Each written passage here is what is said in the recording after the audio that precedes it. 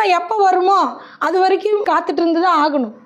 எருமை மாடு மாதிரி தின்னுட்டு தூங்கிட்டு காத்துட்டு இருக்கிறது இல்லை. புலி மாதிரி பதுங்கி நம்ம வேட்டைக்கு தயாராக காத்திருக்கணும். அது வரைக்கும் உன் திறமையை வளர்த்துட்டு உன் திறமையை அதிகம் பண்ணுறதுக்கான நேரம்னு நினைக்கணும். இல்லையா, நான் என் நேரம் வரும்னு படுத்து தூங்கிட்டு இருக்கக்கூடாது. உன் நேரம் வர்ற வரைக்கும் உன் திறமையை ஷார்ப் பண்ணுறதுக்கான டைமு, உனக்கு இன்னும் உழைப்பு தேவைப்படுது, இன்னும் உன் டேலண்ட்டை வளர்த்த வேண்டிய நேரம்னு நீ உன் திறமையை வளர்த்தி காத்திருக்கணும். அப்போ உன் நேரம் வரும்போது ஆண்டவன் உன்னை தூக்கி எங்கேயோ உட்கார வைப்பான். அதை விட்டுட்டு இன்னும் எனக்கு நேரம் வரல, இன்னும் நேரம் வரலன்னு நீ ரெஸ்ட் எடுத்துகிட்டு இருந்தா திடீர்னு உன்னை ஒரு ரேஸு கூப்பிடும்போது உன்னால் எப்படி ஓட முடியும்? புரியுதா? வருஷத்தில் ஒரு நாள் தான் போட்டி. அந்த ஒரு நாள் போட்டிக்கு தானே ஒரு வருஷம் ப்ராக்டிஸ் பண்ணுறாங்க. ஓடுறக்குன்னு ஒரு வருஷம் இருக்குன்னு யாராச்சும் படுத்து தூங்கிட்டு இருக்கிறவன் ஓடுவானா? அந்த வருஷம் பூரா ப்ராக்டிஸ் பண்ணவன் அங்கே ஜெயிப்பானா? புரியுதா? உனக்கான நேரம் வரும். எப்போவுமே உனக்கான நேரம் இல்லை. ஆனால் உன் நேரம் வரும்போது நீ தயாராக இருந்தால் மட்டும்தான் உன்னால் ஜெயிக்க முடியும்.